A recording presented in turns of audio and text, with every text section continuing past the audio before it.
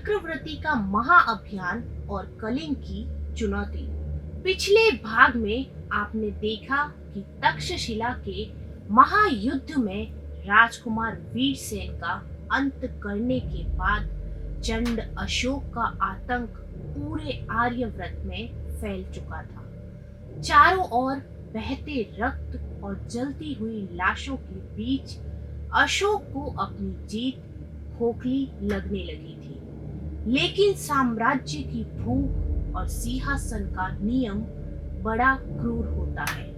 4 वर्षों के लंबे और खूनी संघर्ष के बाद आखिरकार पाटलिपुत्र की धरती ने अशोक का राज तिलक देखा।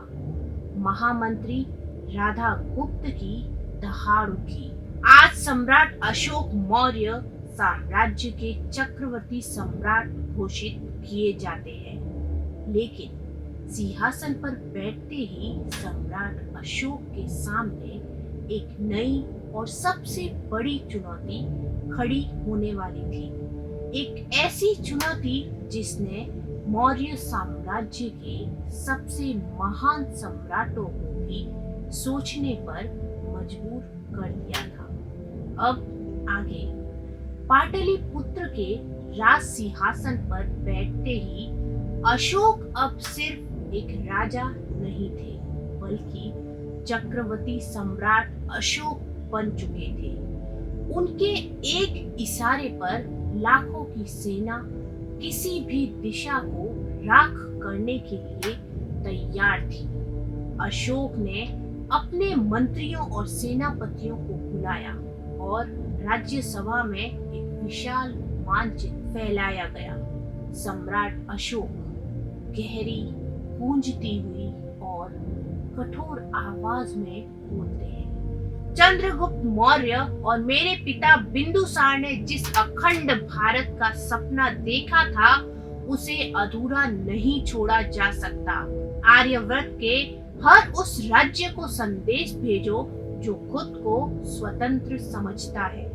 या तो मौर्य ध्वज के सामने घुटने टेक दो या फिर युद्ध भूमि में अपनी नस्लों को मिटते हुए देखो। अशोक का यह आदेश सुनते ही मौर्य सेना चारों दिशाओं में निकल पड़ी। उत्तरापथ में दुर्गम पहाड़ों से लेकर अवंती के घने जंगलों तक, दक्षिण के पठारों से लेकर पूर्व तटों तक, जिसने भी अशोक की अधीनता स्वीकार करने से मना किया, उसे कुचल दिया गया। महलों के ढहने और आग की लपटों की आवाजें गूंज रही थी। इतिहास गवाह है कि अशोक के शासन काल के शुरुआती वर्ष इतिहास के सबसे क्रूर वर्षों में से एक थे। जो राज्य कल तक मौर्य साम्राज्य को आंखें दिखाते थे, वे अब केवल अशोक का नाम सुनकर अपनी तलवारें डाल देते थे। पूरा आर्यवर्त कांप रहा था, लेकिन अशोक की नजरें अभी भी एक ऐसे राज्य पर टिकी थी जो मगध की नाक के नीचे रहकर स्वतंत्र था। वह राज्य था कलिंग। कलिंग सिर्फ एक राज्य नहीं था, बल्कि वह कला, संस्कृति और सबसे बढ़कर अदम्य साहस का प्रतीक था। मगध के सम्राट चंद्रगुप्त मौर्य ने कलिंग को जीतने का प्रयास किया था, लेकिन वे भी पूरी तरह सफल नहीं हो पाए। बिंदुसार ने भी प्रयास किया, पर कलिंग अजेय रहा। कलिंग के पास व्यापार के सबसे समृद्ध समुद्री मार्ग थे। आर्थिक रूप से वह मगध से भी समृद्ध हो रहा था, और सबसे बड़ी बात, पाटलिपुत्र के ठीक बगल में एक स्वतंत्र और शक्तिशाली राज्य का होना सम्राट अशोक के अहंकार को सीधा चुनौती दे रहा था। एक दिन महामंत्री राधा गुप्त ने दरबार में आकर अशोक को एक गुप्त सूचना दी। राधा गुप्त चिंतित स्वर में, सम्राट कलिंग हमारी सीमाओं पर अपनी सेना बढ़ा रहा है। इतना ही नहीं, जो विद्रोही मगध से भागते हैं, कलिंग उन्हें शरण दे रहा है।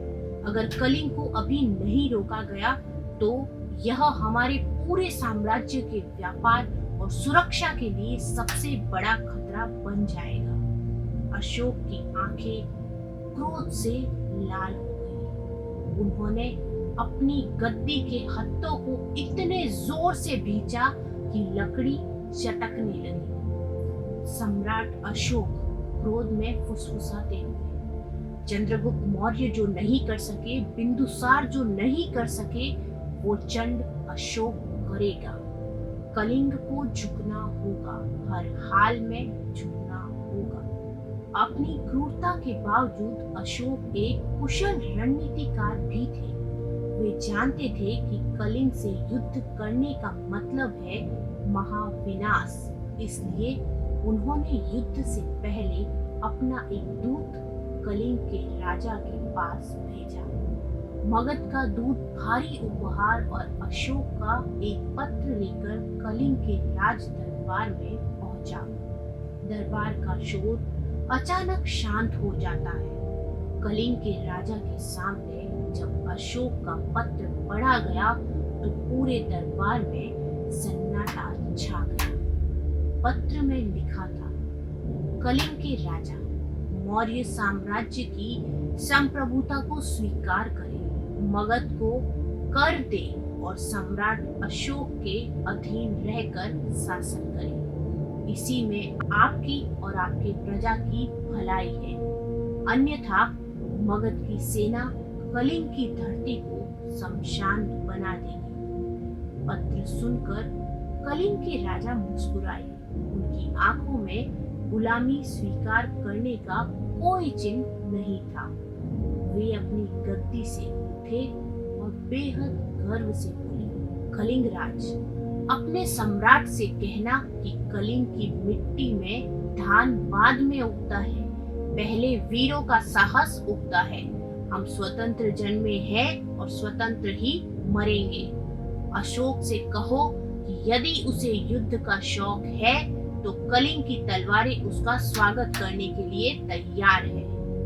यह सिर्फ एक इनकार नहीं था, यह चंड अशोक के आत्मसम्मान पर सीधा प्रहार था। जब दूत ने यह संदेश पाटलिपुत्र में सम्राट अशोक को सुनाया तो अशोक के चेहरे पर छाई शांति आने वाले भयंकर तूफान का संकेत दे रही थी।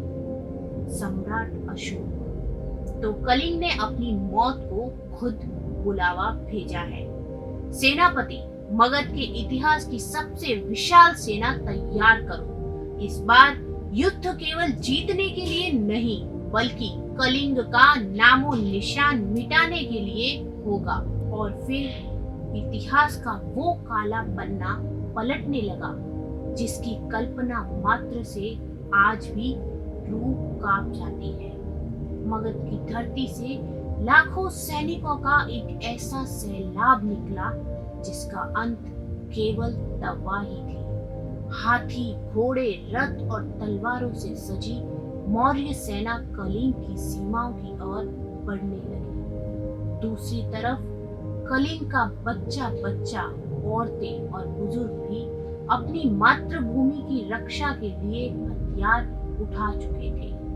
दया, करुणा और मानवता सब कुछ पीछे छूट चुकी थी। अब केवल एक ही धुन सवार थी, महाविनाश। मौर्य सेना कलिंग की सीमा पर पहुंच चुकी थी। दया नदी के किनारे इतिहास का सबसे भयानक और सबसे खूनी महायुद्ध होने वाला था। एक ऐसा युद्ध जिसने लाखों हंसते खेलते परिवारों को उजाड़ दिया, और एक ऐसा युद्ध जिसने चंड अशोक को हमेशा हमेशा के लिए बदल दिया। अगले भाग में देखिए कलिंग का वो महायुद्ध जहां पानी की जगह लहू बहा। कैसे कलिंग के वीरों ने मौर्य सेना के छक्के छुड़ा दिए और दया नदी के किनारे अशोक ने ऐसा क्या देखा जिसने चंड अशोक को धम अशोक बनाने पर मजबूर कर दिया। देखना न भूलें सम्राट अशोक की कहानी का सबसे महत्वपूर्ण और रोंगटे खड़े कर देने वाला अध्याय।